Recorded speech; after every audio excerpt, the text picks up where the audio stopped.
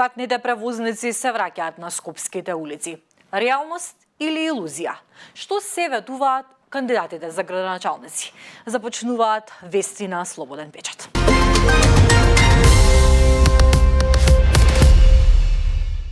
Ако гледате во телефон на пешачки, не берете гајле. Полицијата ќе казнува кога граѓаните ќе се запознаат со измените. Не се знае кога полицијата ќе почне да ги казнува пешаците кои што зборуваат или гледаат на телефон додека поминуваат на пешачки, а ни возачите на тротинети што не ги почитуваат новите правила. Според МВР, полицијата и понатаму опоменува, но ќе почне да казнува кога граѓаните ќе бидат запознаени со новите измени. Не е јасно ни кога ни како во МВР ќе проценат дека доволно граѓаните се запознале со измените. Дали тоа ќе биде веднаш по локалните избори или пак ќе се процени од око. Пред една недела од МВР за Слободен печат изјавија дека се изречени опомени за 63 скопјани, а според новите информации од Министерството, досега се опоменати 99 скопјани, пишува Хари Кацановски.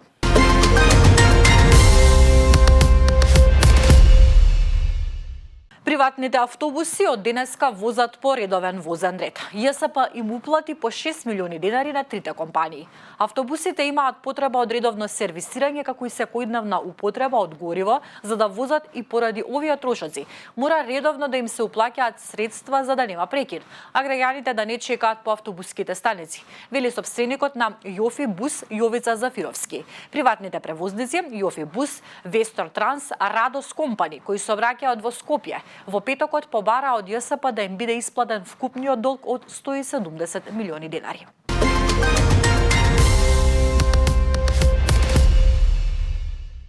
Продолжува кампањата за локалните избори. ВМРО ДПМН и коалицијата ќе одржат средби со граѓани и митинзи во Маврово, Ростуше, Гостивар и во Тетово. Караванот на СДСМ е во Дојран, Гевгелија и во Валандово. Кандидатот за градоначалник на град Скопје, Орце Ѓоргиевски, ќе одржи пресконференција во општина Будел.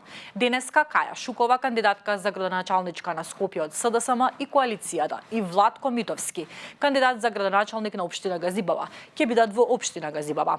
Кандидатот на Левица за градоначалник на град Скопје, Амар Мециновиќ, ќе одржи пресконференција на која ќе го презентира целосното решение за јавниот превоз во Скопје. Граѓанска опција за Македонија ќе одржи работен медија брифинг со цел запознавање со програмата на Александар Трајановски, кандидат за градоначалник на град Скопје од коалицијата Искуство за успех. Левица ќе бидат во Неготино и Гевгелија. Закажана е пресконференција на кандидатот за градоначалник на општина Чајер од редовите на Националната алијанса за интеграција Буер Османи и пресконференција на потпредседателот на ДУИ Арбер Адеми, кандидатот за градоначалник на општина Куманово Ајдини и кандидатот за градоначалник на општина Будел Азизи.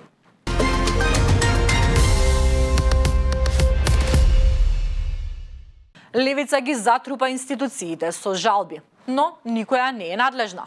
На неколку фронта опозицијската левица ја води правната битка за упатството што го усвои Агенцијата за аудио и аудиовизуелни медиумски услуги и единствено оваа партија ја исклучи од можноста за платено политичко рекламирање за локалните избори. И покрај тоа што има 6 пратеници, но ниту една институција не се одважа досега да реагира и да го коригира спорното упатство. Единствено Уставниот суд закажа седница на која ќе расправа за спорното упатство, но на само 2 дена пред да заврши изборната кампања за првиот круг на 15 октомври. Еве, да не речат нашите истакнати правници од Уставен суд на Република Северна Македонија дека упатството на АВМУ со кое ни забранија политичко рекламирање е согласно законот, ние го оспоривме и законот, објави лидерот на Левица Димитар Апасиев. Темата е на Фросина Факова Серафиновиќ.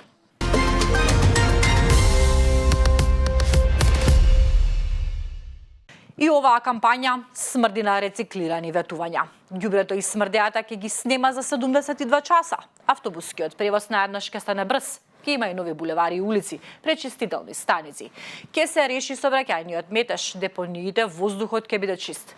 Ќе се градат паркиралишта и катни гаражи, гасни централи, поликлиники, ќе се збогати културно-забавниот живот. Ќе никнат дискотеки, луна парк, аквапарк, младински центри. Ова се само мал дел од ветувањата на кандидатите за градоначалници во првата недела од изборната кампања. Претендентот за татко на Скопје Орце Ѓоргиевски од ВМРО ДПМН е најави дека за 72 часа ќе го исчисти Скопје од ѓубре и дека градот ќе блесне, што реално е можно ако му помогне владата. Проектот брз автобуски превоз кој требаше да го намали сообраќајниот хаос во Скопје. Граѓаните требаше да го уживаат пред неколку години, но заглави во инаетењето на советниците. За сега повторно да биде меѓу приоритетите на кандидатите Каја Шукова од СДСМ и на Ѓоргиевски. Секој локални избори се рециклира пречистителната станица на Вардар. Сега главно ветување на независниот кандидат Горан Марковски, поддржан од граѓанската платформа Независни заедно. Актуелниот градоначалник на Кавадарци и кандидат за нов мандат Митко Јанчев вети гасификација на градот и 2 нови скијачки патеки во центарот Михајлово. Прочитајте повеќе за ветувањата од Мариела Трајковска.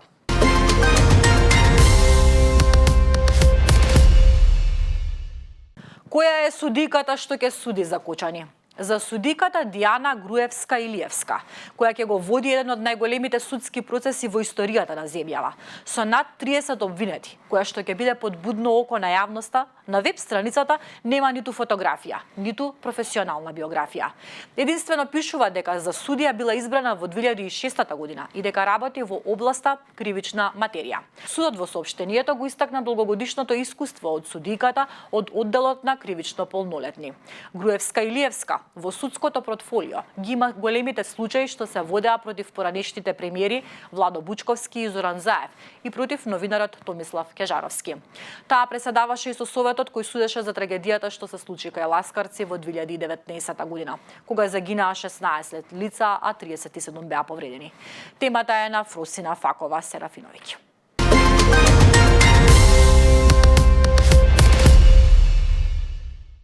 Судија во апелацијскиот суд во Тирана вчера беше ладнокрвно убиен во судница со неколку истрели од огнено оружје. Убиството се случи додека изрекувал пресуда во имотно-правен спор. Според албанските медиуми на судијата Астрид Калаја, во срце му пукал 30-годишниот Елвис Шкамби, еден од учесниците во процесот, кој бил странка во судскиот спор. Тие објавија фотографија од убиецот. Албанските медиуми, според првичните информации, пишуваат дека Шкамби не бил запрен од обезбедувањето на влезот во судот и вооружен влегол во судница.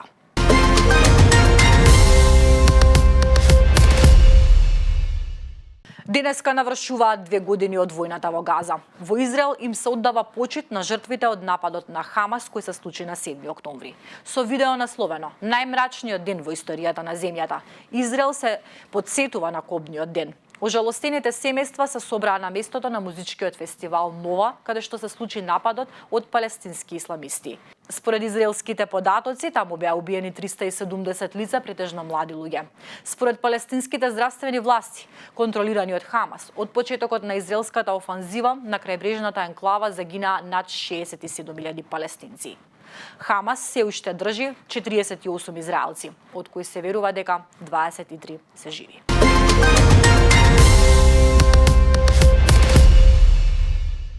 Заврши потрагата во урнатото училиште во Индонезија. Конечниот биланс на трагедијата е 67 жртви, а вкупно 171 тело беше извлечено од урнатините.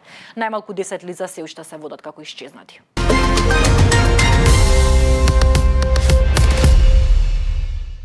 Шведската активистка Грета Тунберг синоќа пристигна во Грција, каде толпа луѓе ја пречекаа со овации откако таа, заедно со стотици други активисти, беше приведена од Израел на отворено море и депортирана поради обид за доставување хуманитарна помош во Газа.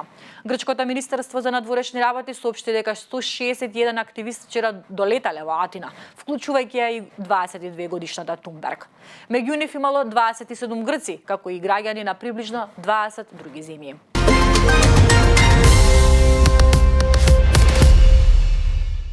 Цените на златото изненадуваат како никогаш досега. Златото оди на кај $4.000 за унца на глобалните пазари, што ја одразува загриженоста на инвеститорите во врска со затворањето на американската влада и очекувањата дека Американската централна банка повторно ќе ги намали клучните каматни стапки за да ја поддржи вработеноста. Златото поскапе за речиси 50% од почетокот на годината, а поттик за скокот на цените беше меѓу другото силната побарувачка од централните банки.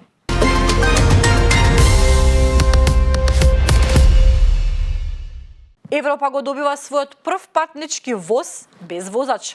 користи вештачка интелигенција, а проектот е поддржан од Европската унија. Првиот европски патнички воз без возач на отворена железничка линија официјално започна со работа во Чешка. Ова е револуционерно достигнување, што означува голем чекор во примената на вештачката интелигенција во железничкиот транспорт. Автономниот воз, наречен Едита, користи камери, лазерски скенери и напредни алгоритми за ВИ, за препознавање пречки и безбедно управување при возење. Едита работи во реални услови, реагирајќи на временски промени, животни и непредвидливи ситуации на пругата. Ова беше последната информација во вестите на Слободен печат. Повеќе вести ќе најдете на нашиот сајт. Благодарам на вниманието и довербата.